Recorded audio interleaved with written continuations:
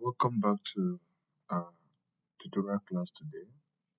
In this particular video, I'm briefly going to be showing us how we perform site-specific molecular docking. All right, many people have been performing blind docking. All right, and it could be a bit stressful when you are trying to, locate a particular uh, binding sites or active sites where you have cases of more than one binding site in a protein, and you are trying to locate your binding site of interest. While performing blind docking, you could find your protein, all right, or your target or your ligand binding to different pockets of that particular protein or target, which is simply because it's a blind docking. But you could actually target a particular, pocket or a particular amino acid in the pocket of interest. Usually in every pocket, there are what we call, in every active site, there's what we call the committed amino acids, or the catalytic residues, or the active site residues of that particular active site. These are amino acids that are directly involved in the catalytic mechanism of that particular um, pocket or that particular active site of that protein or target. All right. For some of us that know about chymotrypsin, you discover there is three major amino acids in the active site we call the catalytic triads. These three amino acids are responsible for the substrate or ligand interaction, electron attraction and distribution, and all that, leading to product formation. However, in this short video, I'm going to be showing us how you can actually target a particular amino acid in the active site of your interest, causing your ligand or your synthesized product to only bind at that particular pocket. All right. And in this case, you don't just target the amino acid of interest, you actually target a particular functional group in that particular amino acid, all right, that will help you to strictly adhere to that particular pocket and that particular amino acid during your docking processes and all that. So, however, before you could do this, you should have undergone some, active site study, which we discussed in our introduction to CAD studies and all that. You are supposed to know about the active site residues of this particular protein, which you can find out through existing literatures. You're supposed to know the active site amino acids, which of the amino acids should be targeted, all right? And you should also have another tool, which I'm going to expose us to later on, that will help you expose the different, coordinate or centers or dimensions of the different amino acid in every protein or target you are working with. When you're able to get that, you can actually pinpoint a particular amino acid you are targeting and all that. So let's get into that quickly. I'm going to be working with cyclooxygenase 2 here because of its unique nature, all right? That will help us to grasp the information proper. So I'll simply go to my file to load the target. I must have downloaded it at this particular point. So I will go to my download where I have that. I've already saved that in site-specific docking folder. All right, so this is my target or my protein. So I'll simply double click on that to open. All right, so this is my target. Of course, we can see that. So I have a whole lot within here, so I need to clean up this, including the water of crystallization. All right, let me make this a white background for more a clearer view. So as you can see here, there are some dots, some red dots you can see. These are the water of crystallization. Yeah, for some of us that are into this already, you should know what that means. So what do I do? I'll click on this arrow to bring up what I actually have here. So I have two chains here, which is chain A and chain B. So I need to get rid of chain B. so I can be able to see chain A properly for the study. So I will highlight on B and click my delete button. I'll highlight on the second B to delete the ligands of B, and then I'll highlight on the first B. As I click on this, you discover uh, the the subunit here getting highlighted and all that. So I'll click the delete button. All right, I only have chain A here. All right, however, I still have a whole lot of things in this chain. So I will first of all delete the water molecules, all right, which are the co-crystallized water molecule, water of crystallization, because this target is actually gotten or got through um, X-ray crystallography method of structural elucidation. All right, so I have my targets now and different ligands.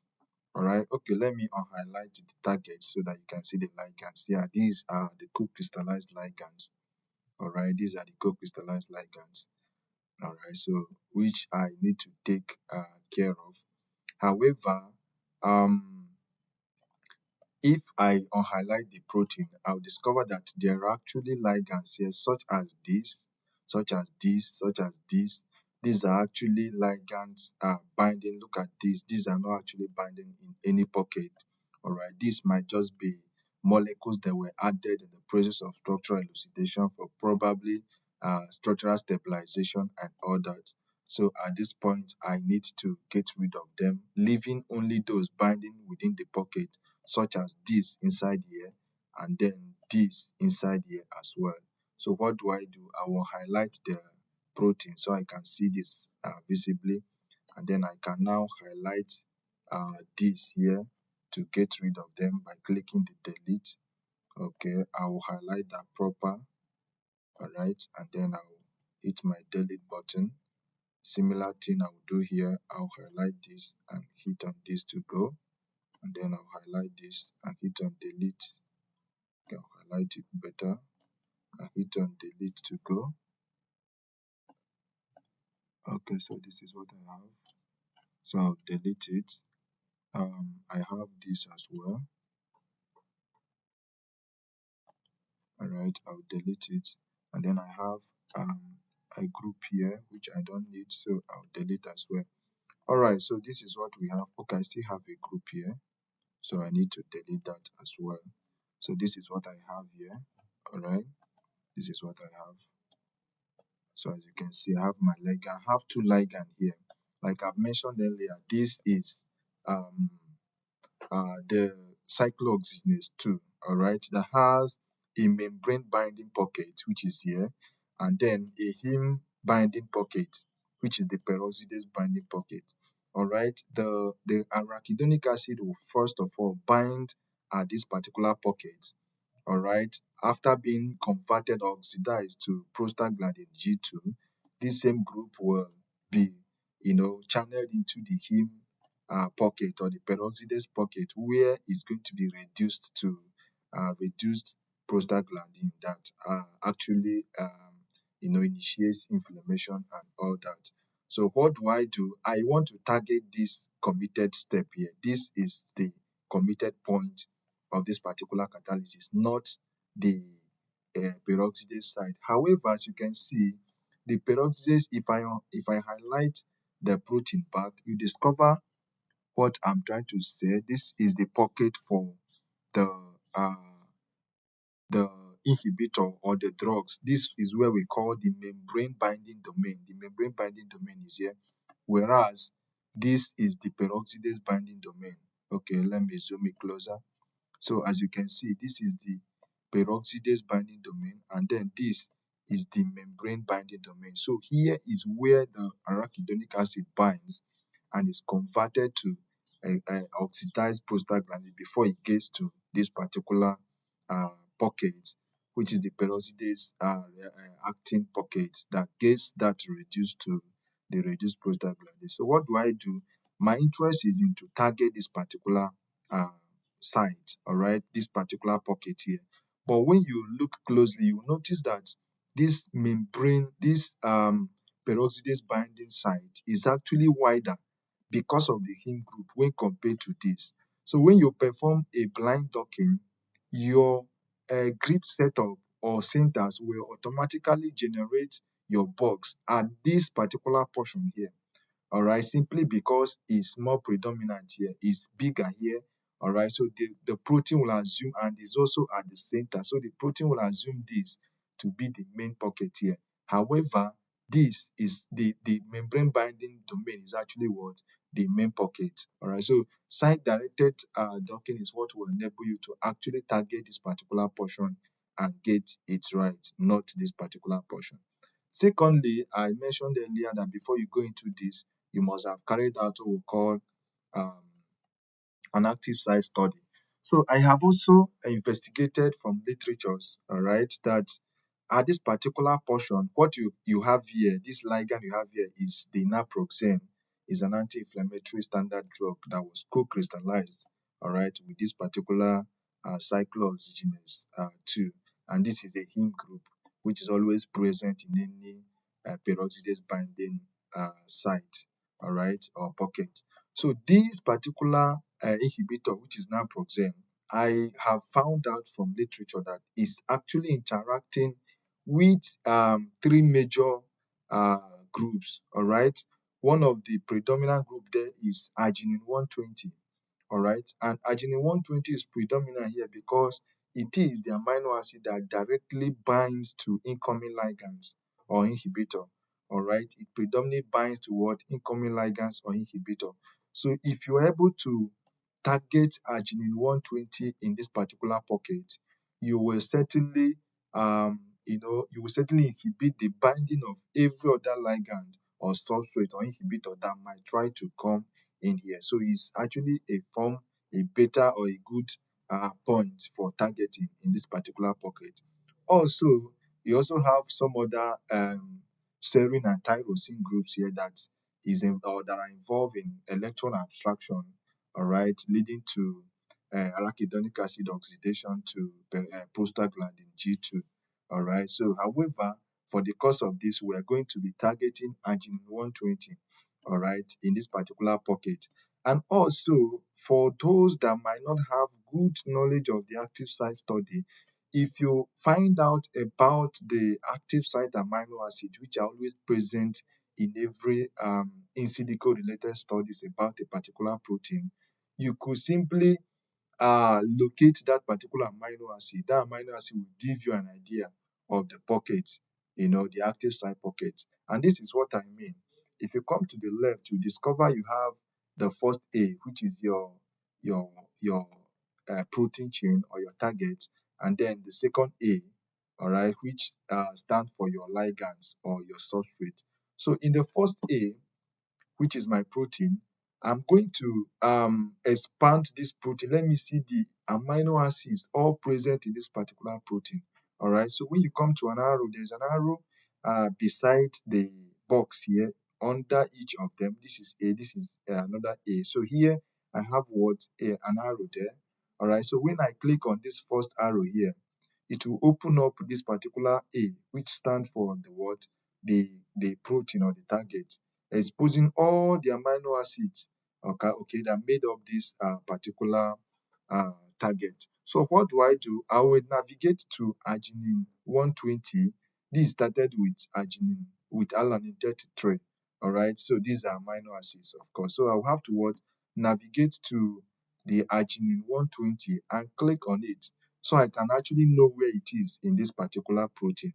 All right, if I find it in this heme pocket, then the heme pocket is my active site. However, if I find it in this naproxen pocket, then the naproxen pocket is my what? My active site of interest or the committed site. So what do? I'll scroll down towards to arginine 120. All right, so this is arginine 120. I'll simply click on it.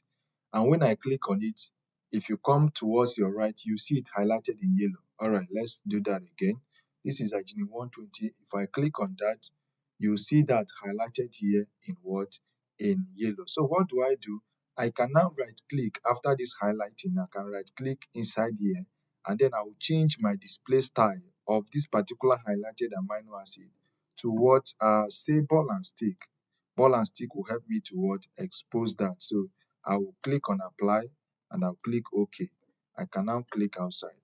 So if I click outside now, you have seen this is the alanine, the arginine 120 I just click now. If I turn it properly, you discover that this is the arginine, all right, and then this is the ligand. So this is actually in the pocket of the naproxen, not on the heme group.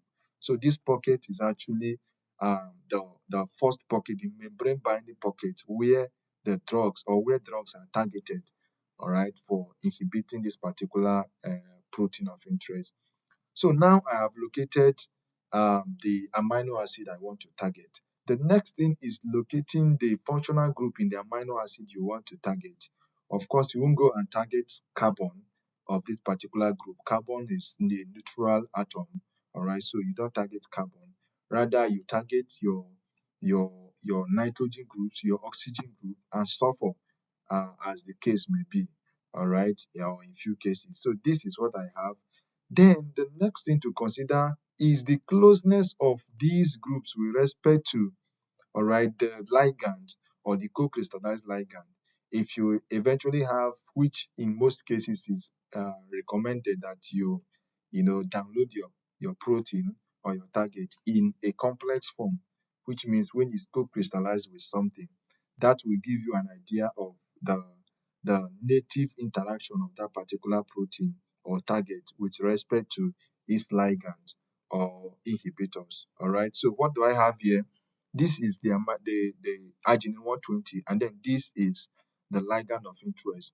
If you don't have any ligand as a co-crystallized ligand, simply target the functional group of the amino acid of interest projected into the pocket. As you can see, here is the pocket. So if I'm targeting here, I should be looking at these three nitrogen group, all right? These are the three nitrogen group, but the closest here, as I can see, is this first one. All right, this is nitrogen, and this is nitrogen. This oxygen is facing downward, so I'll prefer the ones that are, projected towards the ligand or projected towards the pocket. So what do I do? I'll click on this first group here, this first nitrogen here. If I click on this first nitrogen, if you look down your screen here, if you look down here, as you can see my cursor, you are going to see an atom. Okay, this protein, this is the ID of this protein, 3Q7D, which is inherent of every uploaded protein, the PDB ID. And then this is chain A. And then in chain A, I have arginine 120. All right. In arginine 120, I have NH2. All right. NH2 group. Yeah, actually, in every amino acid found in this particular pocket, you have for all these different atoms in the pocket, the amine, the nitrogen, the carbon, all of them, as you keep clicking on them, you discovered the number or the code given to it here will be changing, which means you can actually target every functional group of interest in this particular amino acid. So the next tool we are going to be using is going to open up this protein according to the different amino acid in it and according to the different functional groups in the amino acid. So we can actually target a particular amino acid and a particular functional group in that particular amino acid. So what do I do? I'll click on this particular first one, which I'm interested in this study because it's closer to my ligand here, or is more projected into the pocket. So what do? I've clicked on it. If I look down here, I discover that this is arginine 120 NH2. Note that I have arginine 120 NH2. So is the nitrogen group 2, all right, of this particular arginine 120 that I'm going to target at the course of this, not just arginine 120, but the nitrogen group of this particular arginine 120, the NH2. So I have noted that. So what do I need?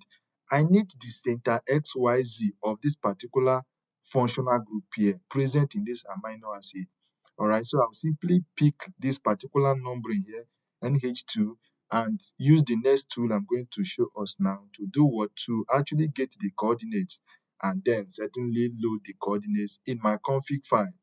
of course, and then perform my docking study. And I will find my ligand strictly binding on this particular pocket, trying to locate or interacting with this particular target here. And the binding poles or the predominant poles that actually interact, or the pole that the positioning that actually interacts with this particular amino acid of interest forms your your best binding poles or binding model, all right, or binding mode as the case may be. So what do? We'll quickly load in our next tool that will help us locate the center XYZ of this particular nitrogen group of this amino acid. So I will quickly do that. We do that using Gauss view. All right, Gauss view is the tool. So I'm going to open Gauss view. All right. Okay, it's trying to load.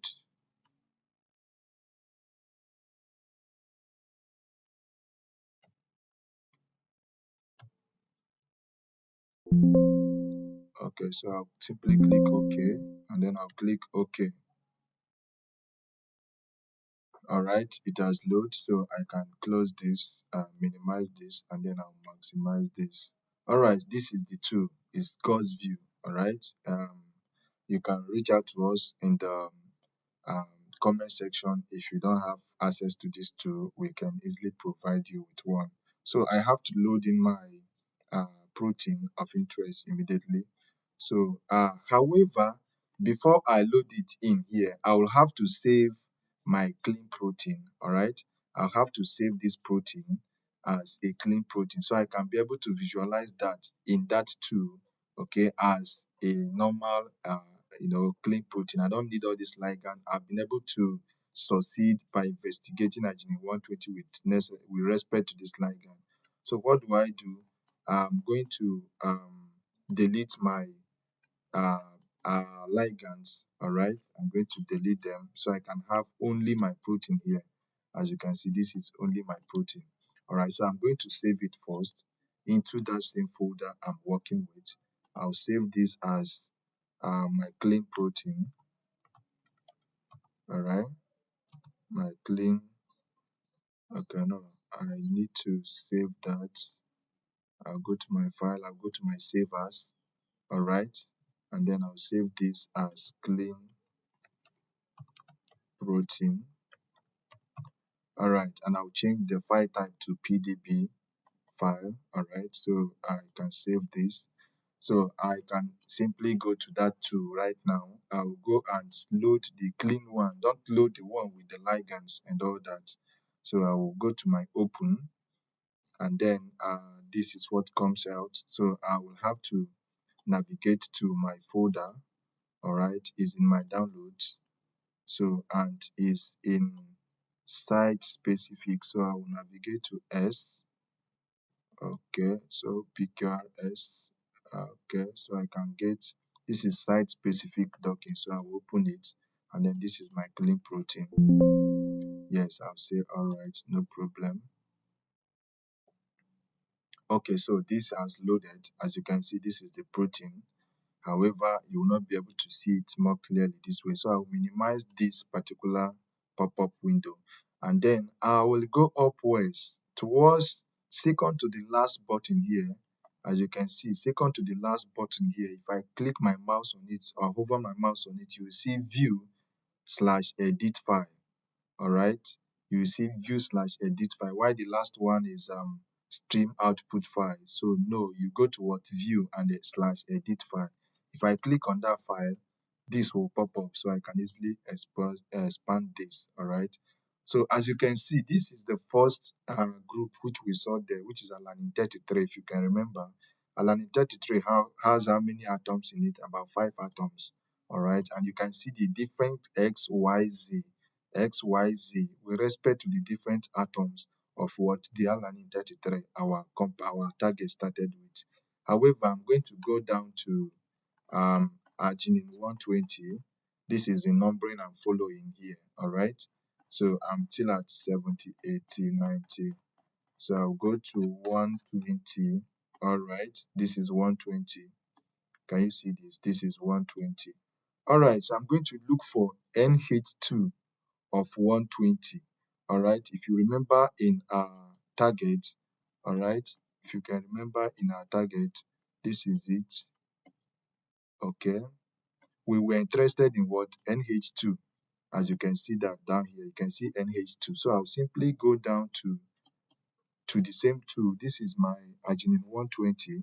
So I'll find the NH2, which is this, all right, of this group. So I will now move to the XYZ coordinate of it. All right, this is the XYZ coordinate of it. This is X, this is Y, and this is Z. All right, so before I do that, I will go and get a config file, all right, into this particular pocket, all right, that can help me edit that. All right, let me look for a particular config file. This is one. All right, so I can easily copy this.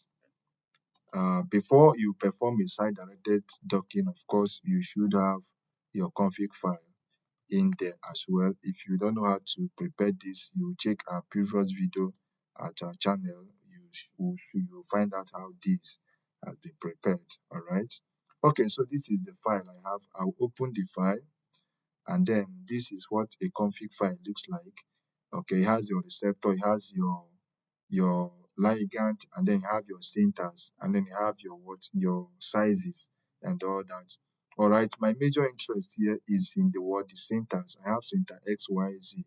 Okay, this will inform the grid box you are going to be using with respect to this particular docking. All right, so what do I have here? I'm going back to that tool and copying the XYZ and simply replacing this portion with my XYZ value there. So I'll simply go back to the tool. All right, this is it here. No, this is it. Okay, so this is my XYZ. This is NH2. All right, so I'll copy the XYZ here. This is it. All right, and then I can simply copy, or you right click and then copy. Is that fine? So you can now go to the tool here, and sometimes what I do, I'll simply paste it. All right, so I can be copying it or cutting it one after the other. So I will do Control X and copy it and come here and replace it. All right, by doing Control V. Then I will copy the next one or cut the next one, and I'll come here and replace it with this. And then the next one is 22. I'll cut it, and then I'll come here and then I will replace it with this. All right, so this is what I have. So I have ended up replacing this. If you have gone through different videos or tutorials on molecular docking, you discover that this particular center XYZ will form a box where your ligand is going to dock in, or is going to bind in the pocket of your protein or your target. All right, so these have automatically commanded this ligand, all right, which is naproxen to this, assuming this is my full config file. I've commanded this receptor to bind this particular ligand at this particular syntax or this particular grid box, all right, using these sizes and giving me out my product as a ligand R PDBQT. Most of this you get that from our different videos on our channel, as has been said before. So with this you have ended up getting your ligand to dock against your target of interest. So with this you can continue with your command lines, trying to cause this docking to take place. So immediately you perform docking using this particular config file, your ligand is certainly going to bind at this pocket, and out of the conformations, most of them will certainly interact with arginine 120, which we have targeted in the course of this particular investigation. So this is what we call site-specific molecular docking study, or site-specific docking, which is far much more preferred than blind docking that most people do.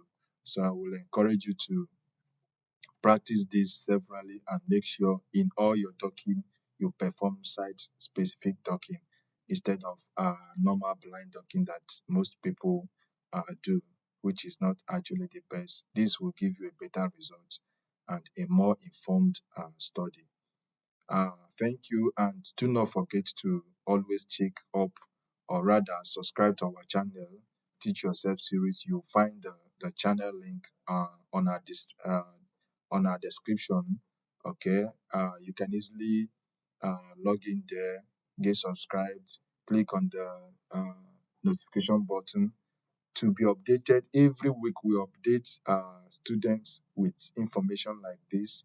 All right, the more they make inquiry from us, we make more videos and upload it over there, just to increase their learning process and all that, so they can as well perform more interesting studies with respect to, or in every card related researches. So don't forget to subscribe, click the notification button to always get informed whenever we upload a new video like this. It's free and you can always learn instead of paying heavily for some of this. Like I said, if you like any of our card tool, simply reach out to us through the comment section with your email address, and we will certainly forward that to you. Thank you, and see you in the next video.